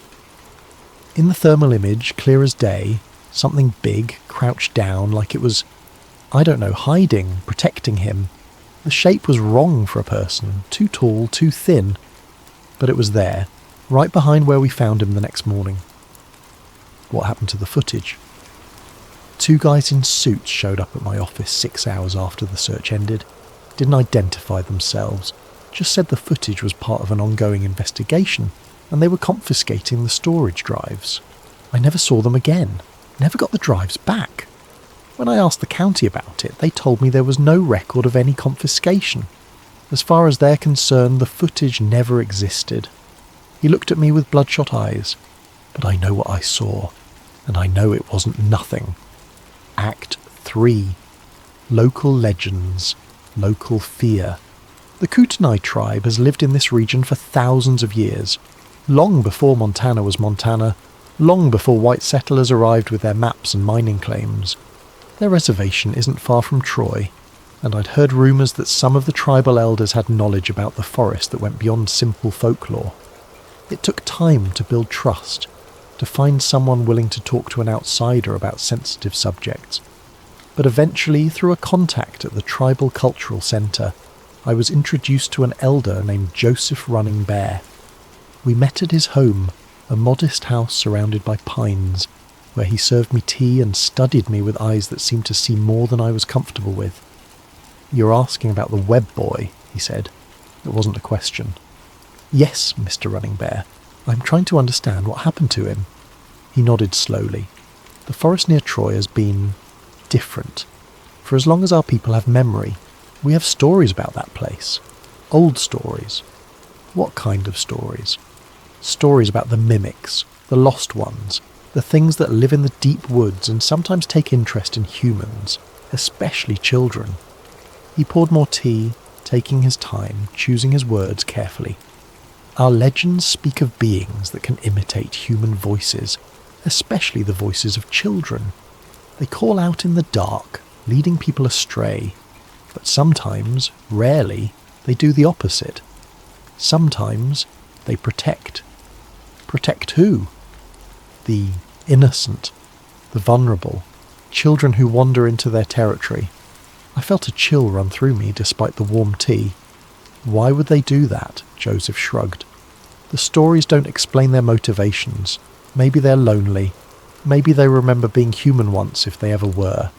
Maybe they operate on logic we can't understand, but the pattern is consistent. Some who go missing in those woods return, and some who return are not quite the same." "Not the same how?" He looked at me for a long moment before answering. "They come back changed. Sometimes physically, sometimes in behaviour, sometimes in ways harder to define. Like they've seen something, experienced something, that fundamentally altered them. The eyes are usually what people notice first. The eyes look older." My hands were shaking. I set down the teacup. "Has this happened before? With other children?"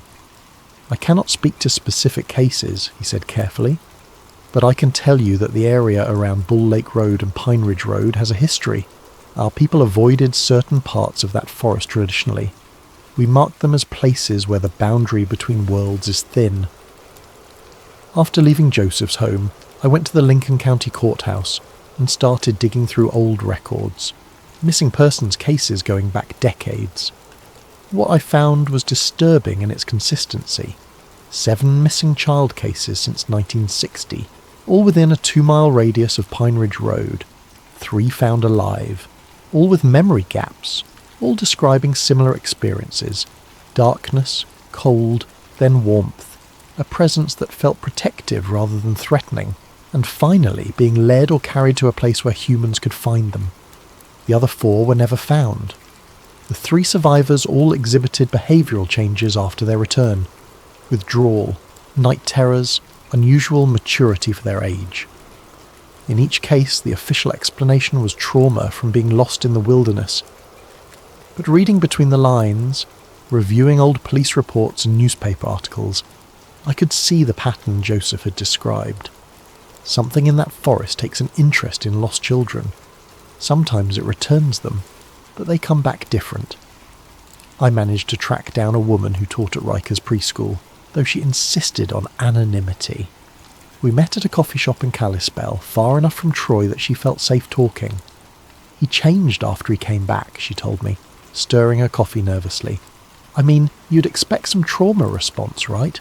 A child going through something that frightening. But it was more than that." "How so?"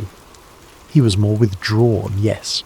The night terrors were bad, according to his parents, but there was also this maturity. Like he'd suddenly understood things he shouldn't understand at 3 years old. The way he'd look at you sometimes, it was like being evaluated by an adult in a child's body." She leaned closer, lowering her voice. "He kept talking about the other boy. Said the other boy was nice, that the other boy kept him warm, that the other boy told him stories." "Did his parents mention this?" "They told me he was just processing the trauma through imagination, creating an imaginary friend to cope with being alone, but But what? One day, about a month after he came back, he was drawing in class. I looked over his shoulder and saw he'd drawn 2 figures. When I asked him who they were, he said, "Me and him." I asked who him was, and he looked at me like I was stupid. He said, "The other boy. He said he'd stay in the woods so I could come home. He said it was a fair trade." She wrapped her hands around her coffee mug. I mentioned it in a report to the school counsellor. 2 days later, I was called into the principal's office with a county official I'd never met. They told me that spreading rumours about the Webb case was harmful to the family and potentially actionable. They strongly suggested I focus on Riker's present well-being and stop dwelling on his statements about the experience. They threatened you. They didn't have to threaten explicitly. The message was clear. Stop talking about this, or there will be consequences. Act 4. The eyewitness who breaks the case. For months, I'd been trying to find someone from the original search team willing to go on record with details that contradicted the official story. Most refused outright. Others simply stopped returning my calls. The culture of silence around the Webb case was ironclad. Then I got a call from a number I didn't recognise. The voice on the other end was elderly, male, hesitant. "Miss Ferguson, my name is Benjamin Hartley. I understand you've been investigating what happened to the Webb boy. I think we should talk." We met at his home outside Troy, a small ranch house with a view of the Cabinet Mountains. Benjamin was in his late 60s, a retired contractor who'd volunteered with search and rescue teams for over 30 years. "I was there," he said simply, once we'd settled in his living room. "I was on the team that found him." My heart rate picked up. "Can you tell me what you saw?" He pulled out a folder, old and worn, and handed it to me. "These are copies I made before I turned in my official report. I knew even then that something wasn't right about how the whole thing was being handled. Inside were photographs, notes, sketches, evidence that had never made it into the public record. We found footprints," Benjamin said, pointing to one of the photos, "next to where Riker had been. Small footprints consistent with a child his size, but there were others." The photograph showed depressions in the mud near the shed. Alongside the small prints were larger ones, much larger, and they were barefoot. "Human?" I asked. "Shaped like human feet," Benjamin corrected, "but the proportions were wrong. Too long, too narrow, and the stride length suggested something tall. Very tall." "How tall?" "Based on them spacing, I'd estimate 7 feet, maybe more." He showed me another photograph, this one showing drag marks in the dirt. These led to the shed, short marks like something was being carried. The spacing and depth suggested significant weight, more than a 3-year-old child, like whatever was carrying him was heavy enough to sink deeper into the ground. "Could it have been an animal? A bear?" Benjamin shook his head. "I've tracked animals my whole life. These weren't animal prints. And there were these other impressions." He pointed to circular marks in another photograph. "We couldn't figure out what made these. They were too regular to be natural, too random to be man-made. One of the guys on my team said they looked like a deer standing on its hind legs might make, but that's absurd." "What did the sheriff's office say?" "They told us to exclude the unusual prints from our official report. Said it would confuse the investigation and distract from the main goal of finding Riker safe. When I pointed out that Riker had already been found, they changed their reasoning. Said it would traumatise the family to know something else had been near their son. Said we should focus on the positive outcome and not create unnecessary fear." He leaned back, looking tired. "But here's the thing that really bothered me. When we actually found Riker, when we approached the shed, the door was standing wide open. Not just unlocked, open, like something had just left." "Did you see anything?" "No, but I felt it. We all felt it. Something watching us from the tree line. Something that disappeared the moment we got close to the boy." Benjamin reached into his pocket and pulled out a small digital recorder. "I recorded part of the search team briefing that morning. I wasn't supposed to, but I had a feeling things were about to get strange. I was right." He played the recording for me. The audio quality was poor, but I could make out voices discussing the search plan. Then clearly a deputy's voice. We are classifying the unidentified presence as environmental. Do not report visual details in your statements. Keep your descriptions limited to the child's condition and location. Another voice, one I didn't recognise.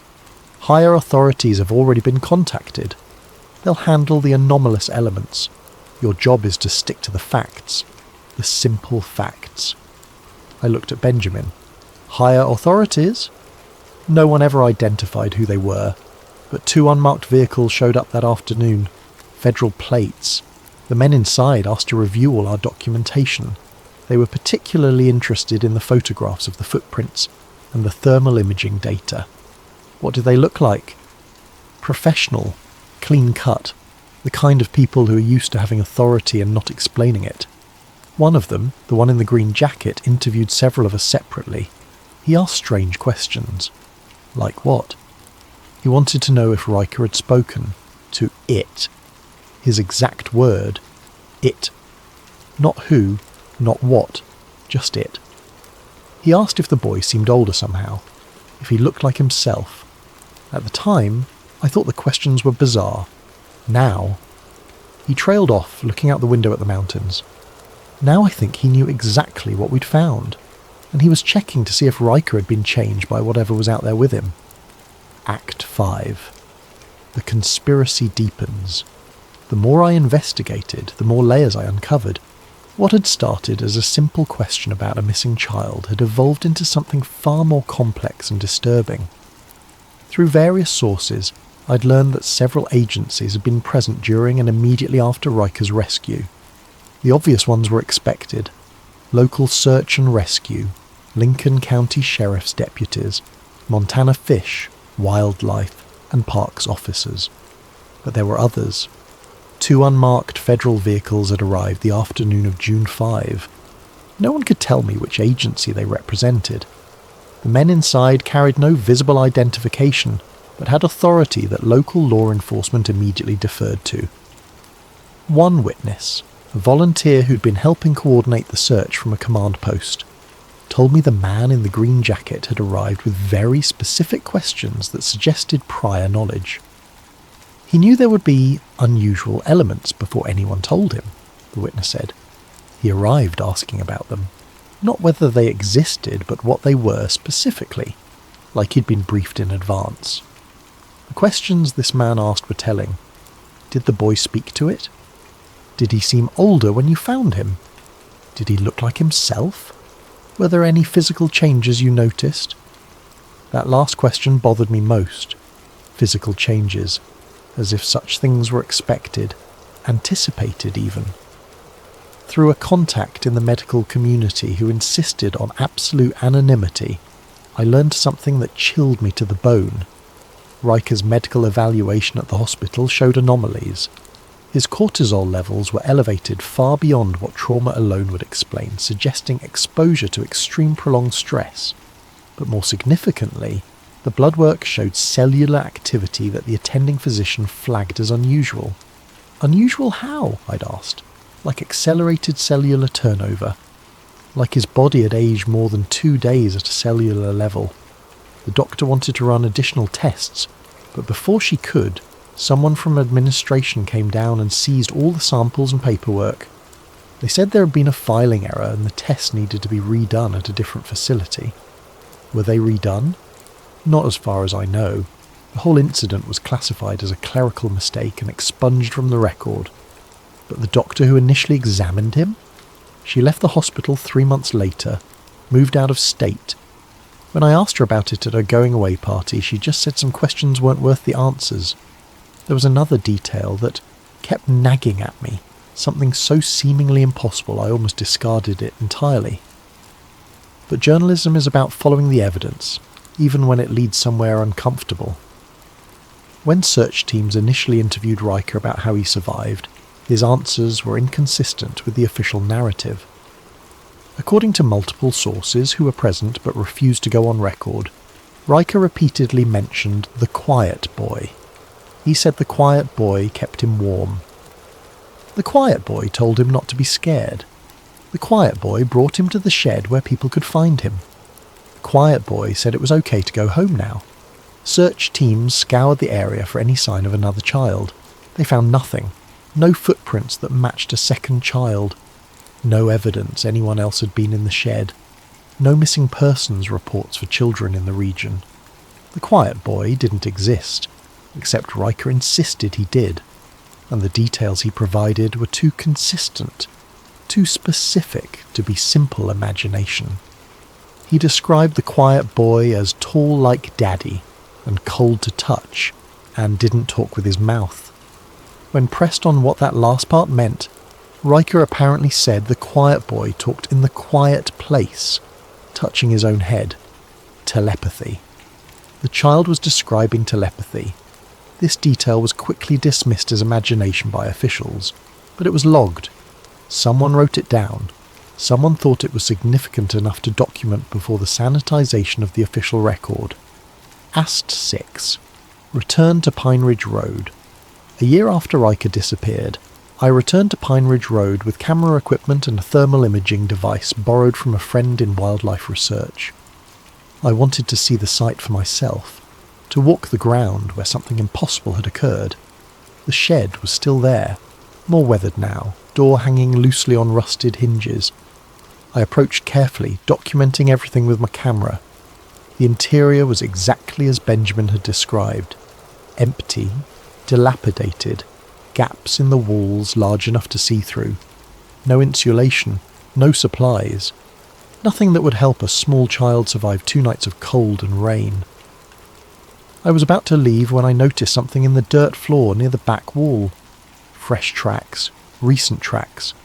I knelt down, examining them carefully. A footprint. Larger than a child's, smaller than an adult's. Barefoot. The proportions were wrong, elongated, just like in Benjamin's photographs. My hands were shaking as I took pictures. This print couldn't be more than a few days old, maybe a week at most. The edges were too clean, the definition too sharp. Something had been here recently. I expanded my search, circling the shed, looking for more evidence. Under a rock about 20 feet from the structure, I found something that made my blood freeze. A drawing. A child's drawing, done in crayon on what looked like paper from a fast food restaurant placemat. The crayon and paper were faded but still recognisable. The drawing showed 2 figures. One was small, clearly meant to be a child, labelled me in shaky letters. The other was taller, much taller, with elongated limbs and large dark eyes. It was labelled him. The proportions of the tall figure were disturbing. The arms reached past the knees. The fingers were too long. The eyes were solid black, taking up too much of the face. This was Riker's drawing. It had to be. The style matched what a 3-year-old could produce. But how did it get here? Had his parents brought him back to the site? Had he left it here himself during some return visit? Or had something else placed it here, preserved under a rock, waiting to be found? I pocketed the drawing and continued my investigation as the sun began to set. I'd planned to leave before dark, but something compelled me to stay. Call it journalistic dedication or morbid curiosity. I wanted to experience the site the way Riker had experienced it. At night, alone, vulnerable. I set up my thermal camera on a tripod, pointing it at the tree line, and settled in for a long night. Act 7. The thing that watches. Around midnight, the forest changed. I can't explain exactly how. The ambient noise didn't stop, the temperature didn't drop dramatically, there was no obvious shift in the environment. But something changed. The quality of the darkness felt different, heavier, more attentive. Then I heard it. A child laughing. High and clear and completely out of place in the deep woods after midnight. I grabbed my flashlight and pointed it toward the sound, but saw nothing. The laughter continued, moving through the trees with impossible speed, first to my left, then to my right, then behind me. My rational mind screamed that it was an animal, a fox or a bird, something with a call that mimicked human sounds. But my instinct knew better. This was laughter. Human laughter. A child's laughter. Then it spoke. "Hello?" A child's voice. Riker's voice. I recognised it from news footage I'd watched dozens of times, but Riker was miles away, safe at home with his parents. "Hello? Are you lost?" The voice was getting closer. I fumbled with my thermal camera, pulling up the display screen with trembling hands. 2 heat signatures appeared in the image. One was child-sized, standing about 30 yards into the tree line. The other was larger, much larger, crouched behind the first. The proportions were wrong. The limbs too long, the torso too narrow, the head too large. I watched, frozen, as the smaller signature moved toward me. The larger one stayed back, unmoving, just watching. "Are you lost?" Child's voice asked again, now close enough that it should have been visible even in the darkness. But I saw nothing with my eyes. Only the thermal camera showed the approaching heat signature. When it was about 15 feet away, it stopped. The larger signature behind it shifted, rising slightly as if preparing to move. Then both vanished. Not gradually, not walking away, just gone, as if they'd been switched off. I sat there in the darkness for another hour, shaking, watching the thermal display for any sign of their return. Nothing. The forest was empty. At dawn, I packed up my equipment and examined the area where the signatures had been. The ground was soft from recent rain. There should have been footprints if something physical had been there. There were. Small barefoot prints, child-sized, and larger ones behind them, the same elongated proportions as the print I'd found in the shed. They led deeper into the forest, toward the ridge where search teams had reported thermal anomalies during Riker's disappearance.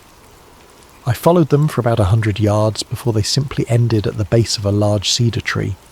Not faded, not obscured, just ended, as if whatever made them had ceased to exist at that exact spot. Conclusion. What came back? I spent another 2 months investigating, interviewing more witnesses, filing more records requests, trying to build a coherent picture of what happened in those woods. The truth, as best as I can determine it, is this. Riker Webb wandered into the forest on June 3, 2022. Something found him there. Something old. Something that lives in the places humans rarely go. Something that operates on logic we don't understand. This something kept him alive. Protected him from the cold, the rain, the predators. Led him to a structure where humans would eventually find him.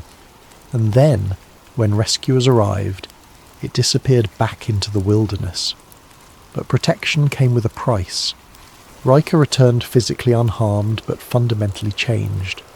His eyes looked older because he'd seen something humans aren't meant to see. His behaviour changed because he'd experienced something children shouldn't experience. His memory gaps exist because some knowledge is too dangerous to retain consciously. The government knew about this. Maybe not specifically, maybe not in advance, but they had protocols in place. They arrived quickly, they seized evidence, they suppressed unusual details, they intimidated witnesses into silence. Which suggests this has happened before. The pattern of missing children in that area going back decades, the tribal legends about the mimics and the lost ones, the federal response that was too coordinated to be improvised. Something lives in those woods near Troy, Montana. Something that occasionally takes an interest in lost children. Sometimes it returns them, but they always come back different. The official story says Riker Webb survived alone through luck and the resilience of children. The official story is a lie. A necessary lie, perhaps, because the truth would raise too many questions, create too much panic, fundamentally challenge our understanding of what shares this world with us.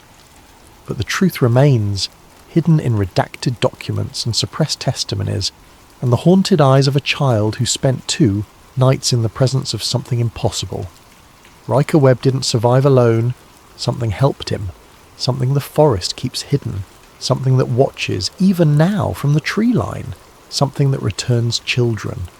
But not always the same.